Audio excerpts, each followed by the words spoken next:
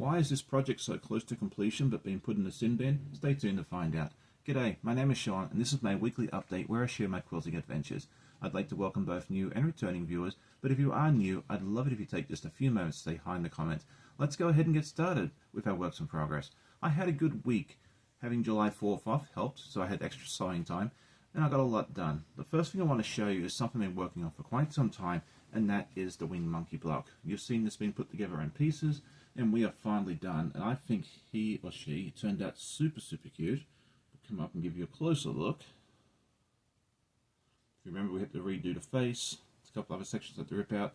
Jack and I became very good friends over this one.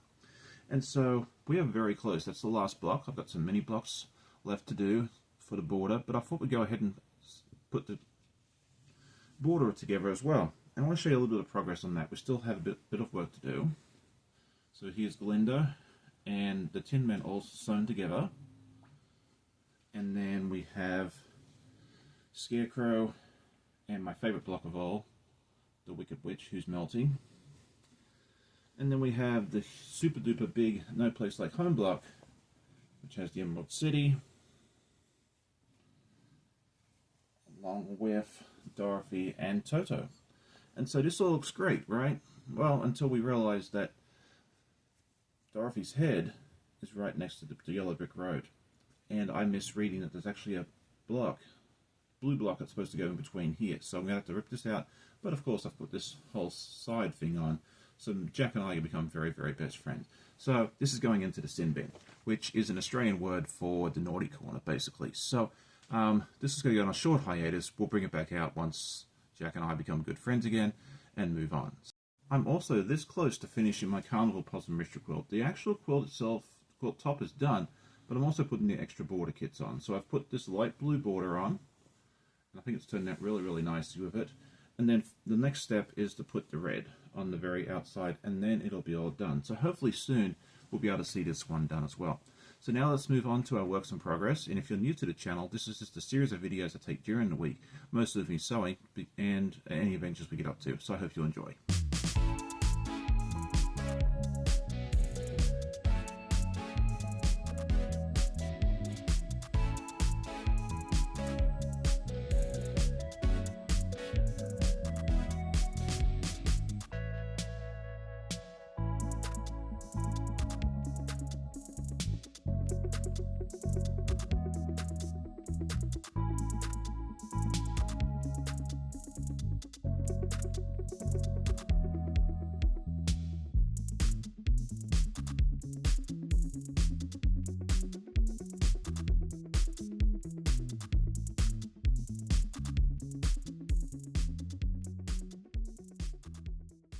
Last week I asked everybody what color or colors did they struggle to use in a quilt, and it was fun reading all the answers.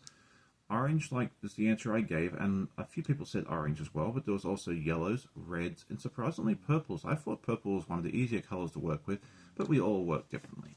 This week I thought it'd be fun to ask, who taught you how to sew? Are you a proud YouTube graduate like I am, or did you have a relative or a friend teach you, or did you just teach yourself? I'd love to know in the comments.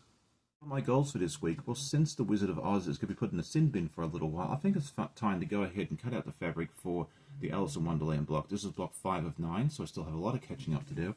And then I would also like to get clue 6 of the Puzzle Mystery Quilt by Cotton Cuts done as well. And then if I have time, if I find the fabrics, I'd like to go ahead and get started on the quilts for the 2 exchange students that will be coming with us in August.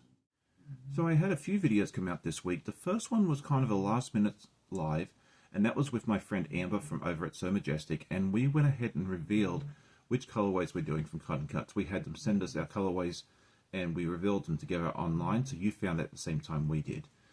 On Thursday morning, I had my friend Donnell join me for a special July 4th breakfast live, and that was a lot of fun. We sat down and did some sewing, a lot of chatting, and just had a great time. So if you missed either of those videos, go check them out. It was a lot of fun. I did a time lapse of Clue 3 of the Tree of Life from Cotton Cuts, and that was a lot of fun. And then yesterday morning, I released my QuiltCon versus Mid-Atlantic, which show is better and why, in 20 different categories. If you missed any of those videos, go check them out. Now it is time for mail call, and I had a couple things come in the mail. The first thing was this package, which contained my colorway for the Tree of Life, and you'll have to go watch that video to find out. I'm not going to give you any spoilers here. But the other thing that came on Tuesday was very much needed. On Sunday, my poor little iron that I had forever died. Yes, I know it was on recall.